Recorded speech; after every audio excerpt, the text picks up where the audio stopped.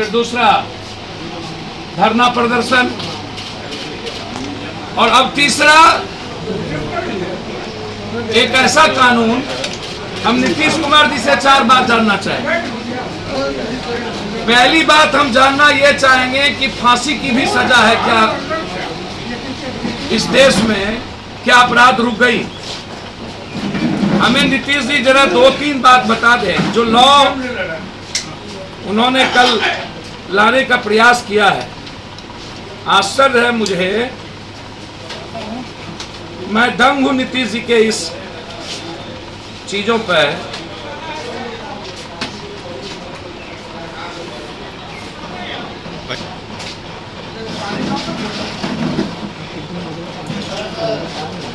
Law and order के मामले में 15 वर्षों में बिहार जम्मू कश्मीर को भी टप चुका है। जम्मू कश्मीर अनुशासित फौज को संभाल नहीं पाई आज तक। अनुशासित फौज इस देश में। कानून तो आपने शराब का भी बनाया, उसका हश्र क्या हुआ? फांसी की कानून बनी, हत्या नहीं रुकी। Power corrupt and absolute power corrupt absolutely. ये जो नीतीश कुमार जी का जो फॉर्मूला है इनके पदाधिकारियों का, कहा जाता है कि power corrupt and absolutely power corrupt absolutely. ये जो लगातार आप इसके पहले arms force special power act के मामले में सुप्रीम कोर्ट का स्पष्ट निर्देश है, इनकाउंटर चाहे जिस किसी का हो, आतंकवादी का हो, अलगाववादी का हो या आम नागरिक का हो, अगर फॉल प्लेइंग की आशंका है तो मामले की जांच होगी ही होगी। यह सुप्रीम कोर्ट का गाइडलाइन है। क्या नीतीश जी सुप्रीम कोर्ट के गाइडलाइन से ऊपर हो चुके हैं? जो 23 तारीख को यह कानून लाने जा रहे हैं कि कम्युनिज्म ही नहीं लिया जा सकता है, इसके खिलाफ हाईकोर्ट और सुप्रीम कोर्ट दोनों हम लोग जाएंगे कि ये सीआरपीसी लॉ का उल्लंघन कैसे कर सकते हैं। दूसरी सबसे बड़ी बात यह है, 2021 सिविल कोड बिल 2021 पेश किया उसने। इसके अभी तक 2021 अब 23 मार्च को यह सदन में बिल पेश करने जा रहे हैं। सशस्त्र पुलिस की वारंट की मजिस्ट्रेट की आवश्यकता नहीं होगी, न तो मजिस्ट्रेट के लिए किसी के घर ये पुलिस ढुक जाएगी। क्या किया मुझको नहीं पता, वो कम्युनिस्ट से पूछिए। कम्युनिस्ट ही इसकी बात करता है। विपक्ष को नारी खोखी से फुर्सत है क्या? लत्तम चुत्तम से, राम सूरत और इससे मैं नाम ले लूंगा ना, हाजीपुर के एमएलए एमएलसी का कौन कौन दारू बेचवाता है पता चल जाएगा। दारू के पैसे किसके किसके घर बालू के जाते हैं। विपक्ष बालू पर क्यों नहीं बात करता है? विपक्ष जमीन घोटाले पर क्यों नहीं बात करता है?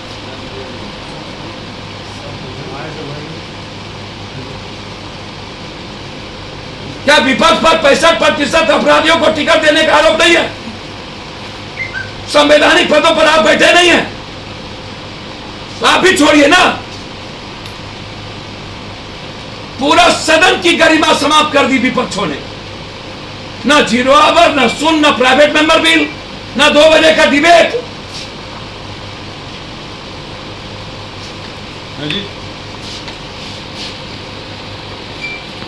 प्रधानमंत्री और मुख्यमंत्री तुरंत संज्ञान ले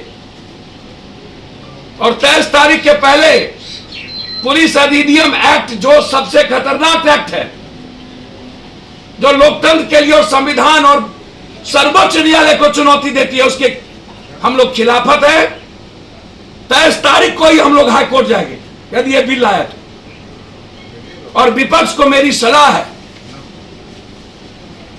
कि बालू माफिया, शराब माफिया, जमीन माफिया, सारे माफियाओं से पूरा सदन घिरा हुआ है, तो आप पूरा सदन रिजाइन करिए और फिर से चुनाव करिए। यह संवैधानिक पद पर आप भी बैठे हुए हैं और आप पर भी कई के मामले हैं। बहुत बहुत धन्यवाद। विपक्ष के लीडर भी संवैधानिक पदों पर है।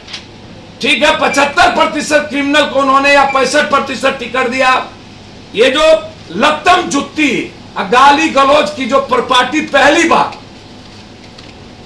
सदन में ऐसा लगता है कि नवसिखवे एमएलए मंत्री बने हुए, ना तो उनको प्राइवेट मेंबर बिल का पता, ना तो क्वेश्चनर का पता, ना तो क्वेश्चन की गंभीरता का पता, ना तो जीरो आवर का पता, ना तो नियमावली का पता। मुझे तो आश्चर्य है भाई, अभी तक स्पीकर कैसे पदों पर बने हुए हैं। वर्ल्ड की हिस्ट्री की पहली घटना है। 1 मिनट भी या तो मंत्री को नहीं रहना चाहिए या तो स्पीकर को नहीं रहना चाहिए। वर्ल्ड की पहली घटना। मंत्री चैलेंज दे रहा है, फरिया लो, लगातार एक दूसरे पर आरोप प्रत्यारोप, व्यक्तिगत आरोप प्रत्यारोप, बिहार के मुद्दों से बिल्कुल डिफरेंट, लगातार निजी हमले, लगातार घटना मिजोरम में घट रही है। मिजोरम में बिहारियों को भगाया जा रहा है। कोई सरकार सूदी लेने वाला नहीं। आज हम सीएम को चिट्ठी और पीएम को लिखे, कोई सरकार सूदी लेने वाला नहीं। एक आदिवासी बच्ची का बलात्कार करके जला के तेजाब फेंक दिया गया। मैं अभी जा रहा हूं, पवन गुप्ता को सरेआम गोली मार दी गई और 300 आदमी को जेल भेज दिया वहां की प्रशासन ने। मैं अभी वहां जा रहा हूं, हर सिद्धि। कोई मुद्दा नहीं बनता सदन गाली गलौज, लत्तम जुत्ता, खाकी बेटी रोटी। लगता ही नहीं कि सदन की कोई वैल्यू है। निश्चित रूप से उन्होंने कहा कि संवैधानिक पदों पर क्रिमिनल केसेस के लोग नहीं बैठे, लेकिन सूप बाजा तबाजा चलनियों बाजा है। शीशे के घर में रह करके पत्थर फेंकने की प्रपार्टी, हमाम में सब नंगे सदन में। और उसके बाद लगातार वह व्यक्ति हाथ में आईना दिखा रहा है जिसका खुद ही शीशा फटा हुआ हो। विपक्ष भी संवैधानिक पद है। और सुशील मोदी जी से आग्रह करेंगे कि कोई पार्टी का अध्यक्ष लालू यादव संवैधानिक पद नहीं है। वह कोई बैठ सकता है किसी पार्टी पर। जॉर्ज भी थे, जया जेटली भी थी, जॉर्ज भी आपके साथ थे। पहले भी कई आरोप लग चुके हैं।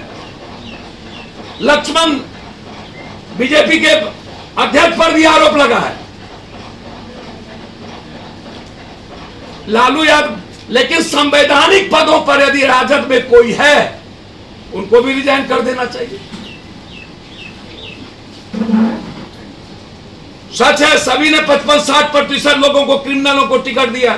अधिकारियों की गलती, उसकी मनमानी, भ्रष्टाचार, अपने सारी चीजों को रोकने के लिए उन्होंने इस गलत कानून को लाने का, पुलिस अधिनियम 2021 जो उन्होंने तय किया है 23 मार्च को, इसके खिलाफ हम बिहार में जन आंदोलन भी करेंगे और हाई कोर्ट और सुप्रीम कोर्ट भी जाएंगे। नीतीश जी इस कानून को रोके। यदि सही में वो कर्पूरी जी, जेपी और लोहिया के, महात्मा गांधी के अनुयायी है, तो इस कानून, पहले भी जो उन्होंने कानून लाया, जो दुनिया आलोचना की है, उस शराब पर भी, अन्य चीजों पर भी, और फिर धरना प्रदर्शन के साथ साथ सोशल मीडिया पर, और यह तीसरा कानून।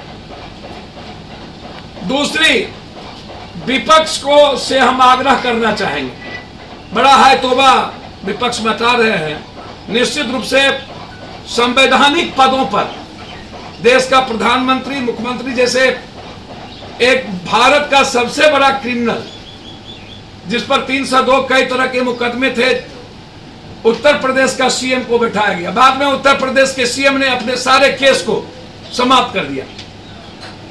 खुद ही सीएम ने अपने सारे केस को समाप्त कर दिया।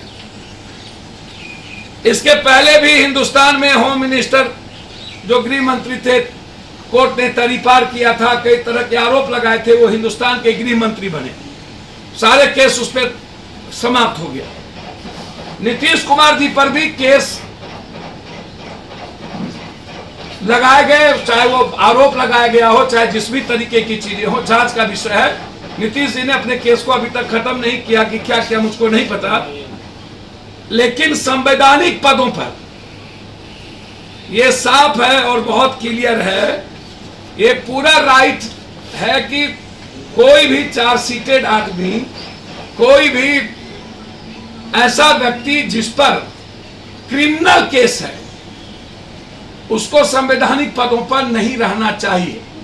लेकिन ये मैंडेटरी नहीं है, ये प्राइम मिनिस्टर और चीफ मिनिस्टर का पावर है। ये मोरल वैल्यू, मोरल की बात थी।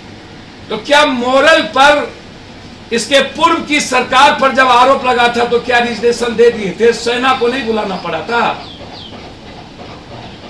बिल्कुल सही बात है। नैतिकता नहीं बची है, सुचित्रता नहीं बची है। तो यदि मंत्रिमंडल में 10 ऐसे लोग हैं जिन पर बैंक रॉबरी का आरोप है, कई 307 का, 302 का, कई तरह के घोटाले के आरोप है। मैं मानता हूं आचार संहिता को आप केस नहीं कह सकते, लेकिन जो क्रिमिनल केस है, जो एक्सटॉर्शन है, जो रॉबरी है, उसको आप क्या कहेंगे? तो ऐसे लोगों को पदों पर नहीं रहना चाहिए। जो इकोनॉमिकल ऑफेंस जिस पर है,